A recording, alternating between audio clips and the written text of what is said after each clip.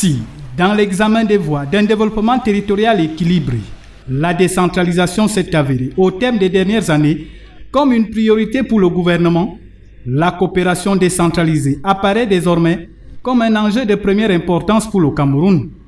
Au-delà des formes traditionnelles, les entretiens de la coopération décentralisée France-Cameroun, qui se sont ouverts ce 25 janvier 2016, mettent l'accent sur les actions internationales pouvant permettre de conjuguer les efforts, de mobiliser des ressources, mais aussi d'attirer et de capitaliser les expériences et les savoir-faire indispensables aux collectivités territoriales pour leur développement.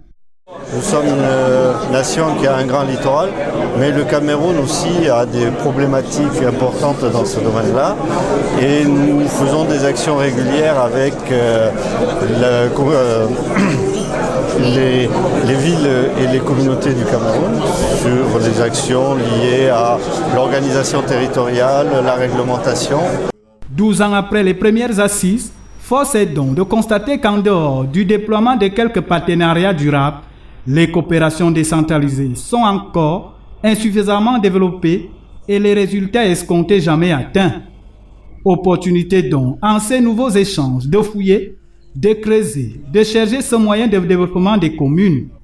Le thème choisi à l'occasion, à savoir les communes dans le développement territorial, l'apport de la coopération décentralisée, témoigne de la nouvelle dynamique que les organisateurs souhaitent inculquer. Cette rencontre s'inscrit dans la continuité des premières assises que nous avions organisées en 2003, les premières assises de la coopération de France-Cameroun. Au cours de ces assises, il y a un certain nombre de projets qui ont été initiés et des programmations en termes d'activité. Si vous avez aujourd'hui en tout cas le programme des communes forestières qui implique une soixantaine de communes forestières du Cameroun et les communes forestières de France pour accompagner dans la création, l'aménagement et la valorisation des forêts communales.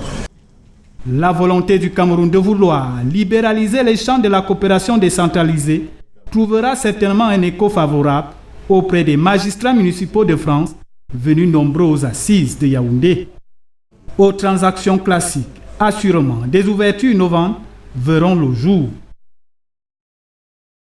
René Emmanuel Sadi, ministre de l'Administration territoriale et de la décentralisation, affirmait en avril 2015 lors des travaux du comité interministériel des services locaux à Yaoundé que la décentralisation n'a de sens et de pertinence que si les compétences transférées par l'État aux communes et aux communautés urbaines sont exercées et assumées du mieux possible, mais aussi si les ressources sont mises à disposition à temps et gérées de la plus belle des manières pour l'intérêt des populations à la base. Mais combien sont-elles sur les 360 communes du Cameroun qui prennent les initiatives en vue d'améliorer les conditions de vie des populations? Il y a des maires entreprenants, actifs qui savent s'imposer sur leur territoire et les résultats s'en suivent. Et je peux vous dire que Banganté est l'une des communes qui a vraiment bénéficié de cette coopération décentralisée avec des projets concrets d'accès à l'eau et à l'assainissement, avec des projets concrets d'accès des jeunes à l'éducation. Je me rappelle de l'opération Un livre par banc dans toutes les écoles, dans toutes les classes d'examen de la commune, fruit de la coopération avec la mairie de Fouenan. Nous avons également accès désormais le réseau des femmes maires du Cameroun, accès à l'énergie verte avec le financement de la mairie de Paris à travers l'AIMF, à travers l'ADEME. Ce sont donc les fruits de la coopération décentralisée qui semblent être la solution du développement durable. Alors que dans certaines localités, on retrouvait des magistrats municipaux amorphes. Rien n'est fait pour embellir l'arrondissement. Et tout cela au détriment des riverains.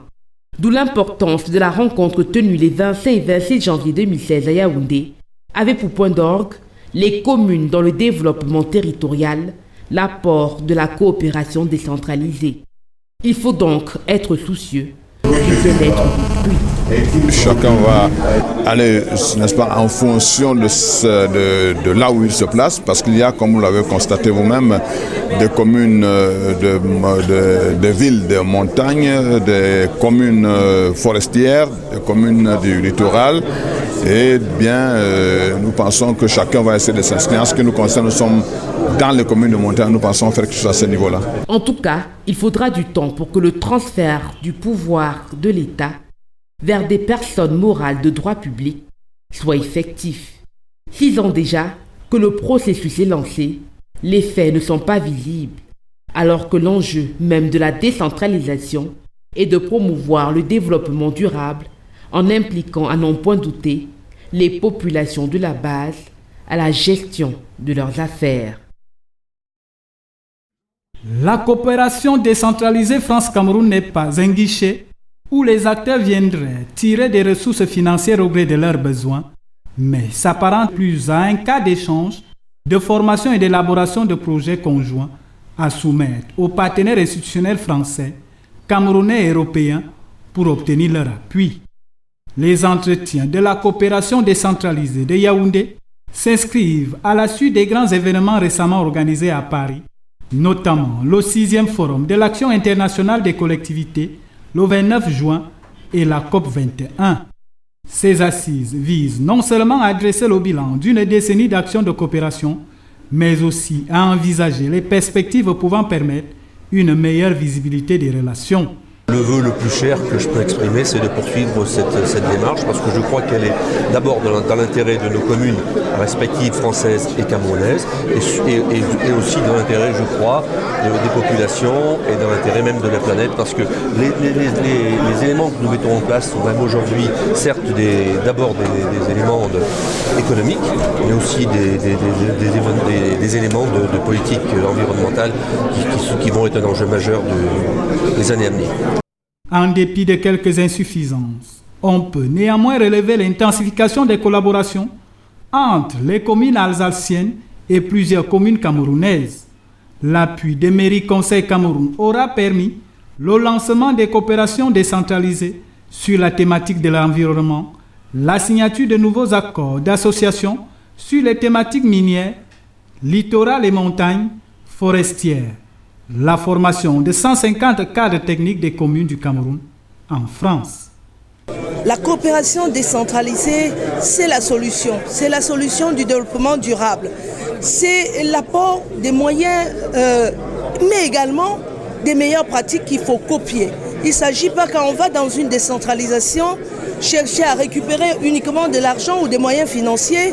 Il s'agit également de copier les meilleures pratiques des communes françaises ou des communes d'autres pays, mais nous également de leur faire profiter de nos meilleures pratiques parce que nous avons aussi des choses à vendre.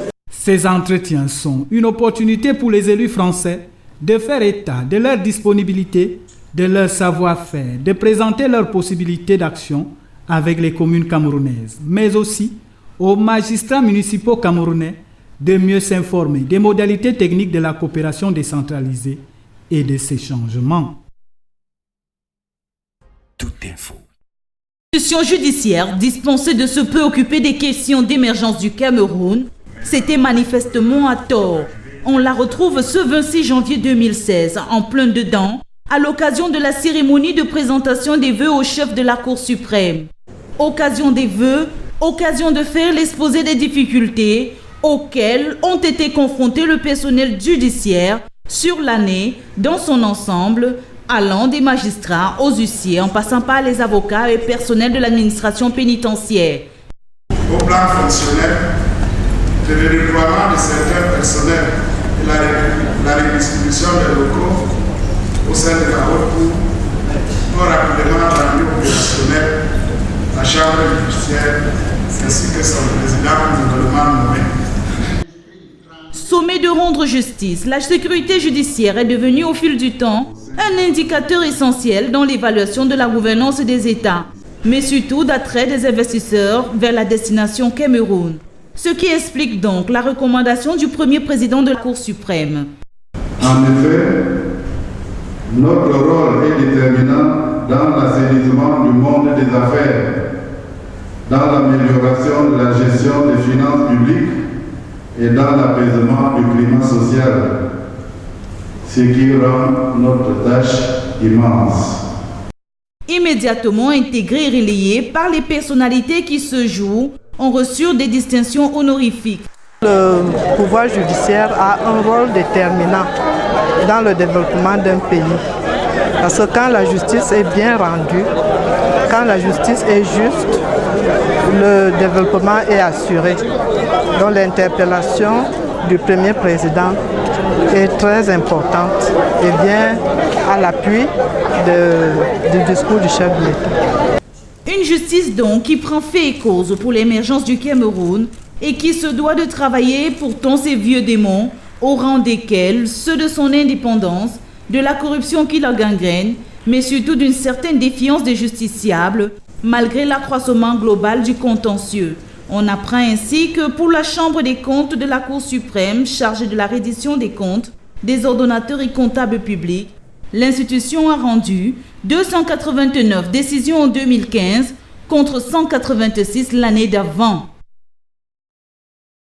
L'occasion était trop belle pour le ministre délégué à la présidence en charge des marchés publics, Abbas Sadou, à l'occasion de la double cérémonie de présentation des travaux de la conférence annuelle des responsables des services centraux et déconcentrés de son ministère et la présentation des vœux pour l'année 2016, en a profité pour redire à ses collaborateurs ce que le Camerounais lambda sait déjà de ce ministère.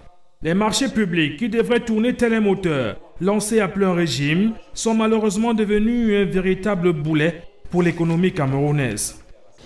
Il sera impératif de porter l'attention sur tout le système en veillant sur la qualité des dossiers d'appel d'offres et leur transmission à temps, la qualité des attributions, le respect scrupuleux des délais et la prise en compte des questions touchant à la transparence des procédures. Les hauts fonctionnaires du ministère, aussi bien de Yaoundé que ceux venus des 9 régions du pays, ont écouté avec attention pour certains, mais aussi avec une certaine désinvolture, pour d'autres préoccupés par des primes et autres avantages prévus par la réglementation en vigueur et qui n'arriveraient que trop rarement au moment où on les attend. Le ministre va promettre de s'impliquer pour inverser la donne. Si nous tenons à améliorer substantiellement ces performances, de respecter rigoureusement les délais fixés par les textes. J'engage donc tous les acteurs, aussi bien de la passation que de l'exécution, à se plier strictement au délai imparti, car à bien y regarder, et comme j'aime souvent à le répéter, à le préciser, à le dire, ce ne sont pas les procédures qui sont lourdes, ce sont les acteurs qui sont lents. Ce sera également un moment de relaxation pour ces hommes et femmes, venus parfois des contrées lointaines et qui ne vont pas louper l'occasion de serrer la main à leur ministre pour lui souhaiter une excellente année 2016. C'était sincère, du moins en apparence.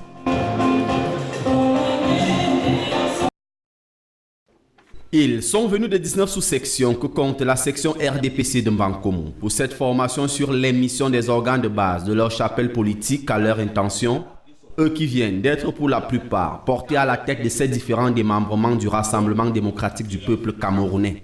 Si je maintiens l'attitude des participants et à la richesse de l'exposé, je peux être satisfait et je crois que le but a été atteint. Et maintenant, nous allons préparer en toute sérénité, d'abord le 11 février pour les jeunes et le 24 mars pour le parti d'une façon générale. 3 thèmes donc pour mieux les outiller. D'abord, celui sur le fonctionnement statutaire des organes de base, présenté par Jean-Baptiste Temengue. Comment tenir un sommier politique et le rôle des différents membres des bureaux qui a eu pour expertise Auguste Essomba, le président du bureau national au JRDPC. Petites choses. La première, c'est que chacun doit jouer son rôle au sein du bureau. Tout son rôle et rien que son rôle. La deuxième chose, c'est que dans un bureau, il doit prévaloir l'harmonie, la cohésion et la solidarité. Le message important était de rappeler le principe de base seulement d'un organe, d'un bureau d'organes de base au RDPC qu'est la démocratie. Les bureaux ont certes été élus, mais il fallait insister auprès de tous ces bureaux sur le rôle collégial pour les prises de décision des conférences de ces organes de base, que ce soit l'Assemblée générale de la cellule, la conférence de comité de base, la conférence de sous-section, la conférence de section. Des échanges qui s'en sont suivis, l'on retient qu'un local pour la permanence du parti serait en cours d'acquisition. Des locaux qui pourraient être inaugurés le 24 mars prochain.